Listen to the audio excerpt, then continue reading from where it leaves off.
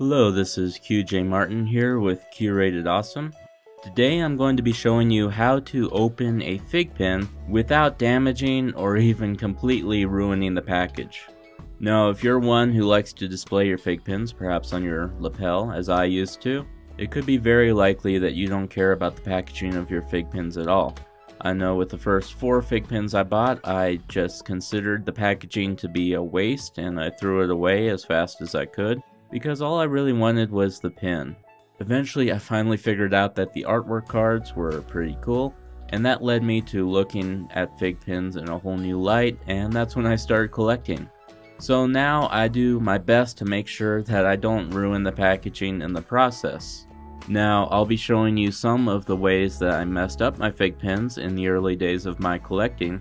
But for those of you who just need to know how to open one yourself, I will go ahead and show you that first. Okay, so this is a FiGPiN that I just recently purchased from the box lunch retailer. One thing you'll notice about new FiGPiNs, as long as they're not on display, for example if you walk into GameStop and they're being hung up, of course they're not going to have this, but new FiGPiNs from many retailers, and especially from FiGPiN website, have this plastic on them. Now if you want to save this plastic as sort of a dust shield, then you have to carefully pull the sticky end off. It's always at the bottom because they come out this way. The packaging closes up that way. So you open it up and then do your best to make it so that the pin can just slide out easily. It is going to get caught on the sticky, so you have to kind of coax it out and try not to touch that part right there. Now this is the part where you want to be extra careful. Now I use a special cuticle tool that I had available for me. It's small and it's blunted, so it won't cut the plastic. It won't go too far in. It's just the right size to do this, because what you need to do is pop this little plastic so that it goes behind the tab and comes out. So you just put it between here, and what I do is kind of push backwards and twist so that it pushes just enough to get behind and come open like that. So once again, you get behind the tab where it starts to go around the corner, push backwards and pull out.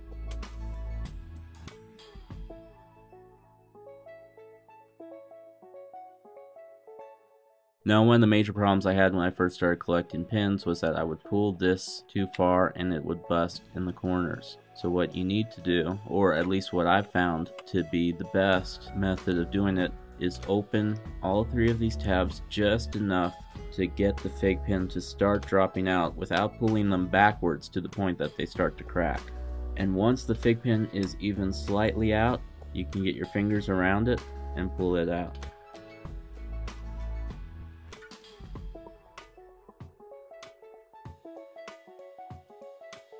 So again, you pull the tabs, get them just out of the way to get started. Then you pull it like that. Now this right here is the display case. This is the way that many collectors show their pins. I personally like to keep my pins with this plastic with all the information. But if you want to display it without all the lettering and the logos, you can just put it on your shelf or your bookcase like this, and it'll look pretty cool. Now to open this up, you got 2 clips here and here, and all you do is hold onto this and just kind of gently pull. Now this is a problem that some pins have. I'm not sure exactly why they do that. They come apart from the stand, and if this happens to you, this is a really good example. You just kind of grab onto it and pull that. But for most pins, that should come attached, obviously, as so. So in most scenarios, what you're going to have once you pull the plastic off is this right here. And then you take the card.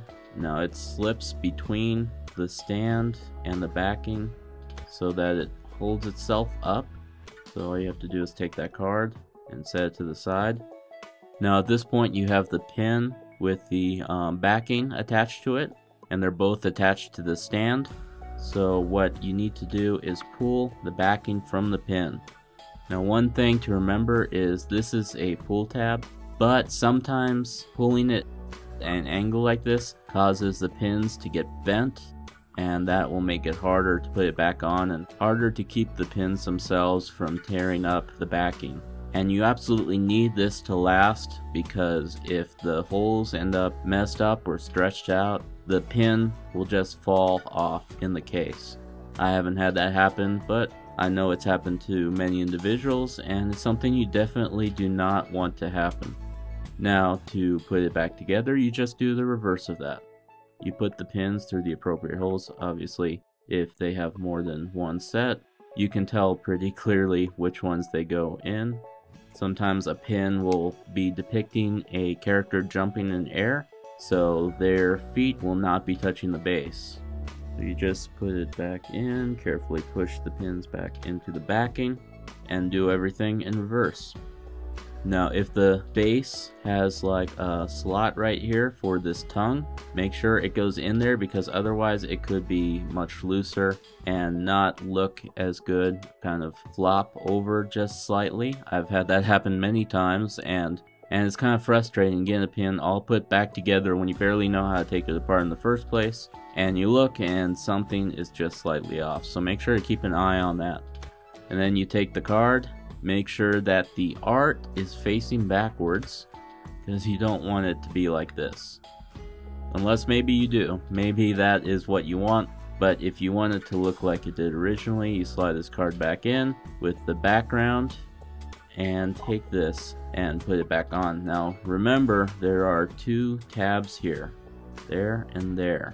And those keep the card from flopping over, and so you have to put the tabs where the card is. If you put it like this, you'll realize soon enough that that's the wrong way, and then you'll have to take it apart all over again. If it sounds like this is stuff I did, then it's probably very possible that that is in fact the case. So you slide the plastic case, and I like to put it on its back like this, so that I know that the card is going behind those tabs. As you can see, this one did not, so now this card is a little bent up. So I'm going to do that, and then carefully put it so that both tabs are holding the card in place. And then this is the exact reverse. Again, I open the tabs with my fingers just enough so that this pin can go in and get started, without pulling the tabs so far back that it busts them up or breaks anything. Push it back in, take the tabs, and work them in. I like to use my thumb to just hold them in place so they slide in easy.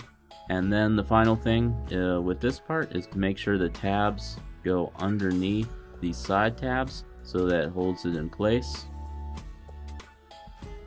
And finally, if you want to keep your pins in their bag, you can put it back on easy enough. Make sure the sticky is facing the front and that the art card is on the back. You stick it in from the bottom so that it doesn't touch the sticky to the extent possible, and then you push it in. You might have to pull this out of the way. Once it's in place, there's usually some edges that you can tell are where it was folded up.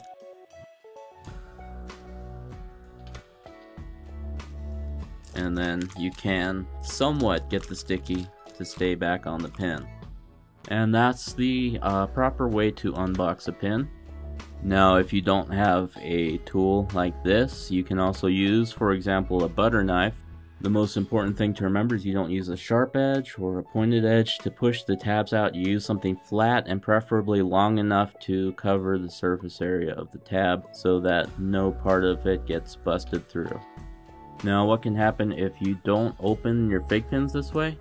Well, there are many different possibilities. This was one of the first ones that I saved in the box.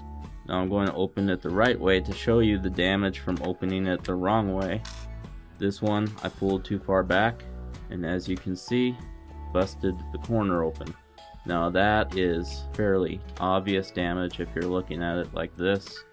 You can tell it's all messed up right here in the corner. And as far as I know, you can't get replacement sleeves for these. If you want to replace the outer plastic, you have to go and buy another FiGPiN with the same name and number to do so. So you want to make sure to keep these cases in good condition. In this one, I had the same issue. Busted it up in the corner there.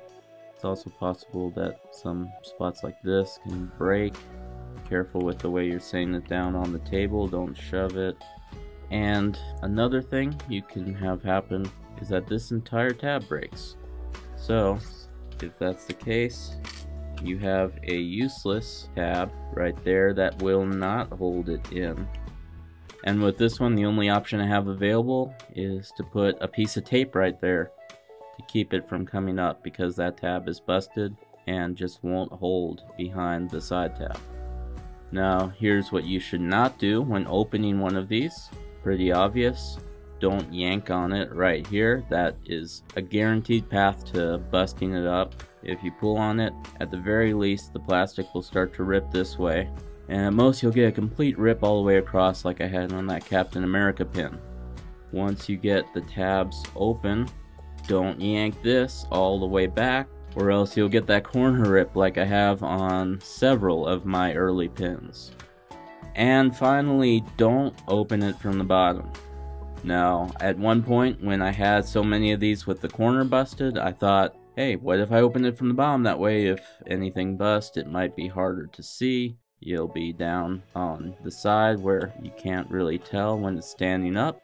And that is actually not a good idea at all, because the more you open these, such as up here, the more these tabs are going to want to go in the wrong direction. And what that means for a pin that you're opening in the top is that it could pop back out a little bit. But if that happens in the bottom and these pop out, and so you're hanging it by its hook and these bottom pins pop out, the whole thing could just slide out of there. And you definitely don't want that to happen. So always open it from the top. Be careful with the way you open it. Use gentle force, use a blunt edge, and you should be good to go. Thank you so much for watching this video on how to unbox a FiGPiN without breaking it.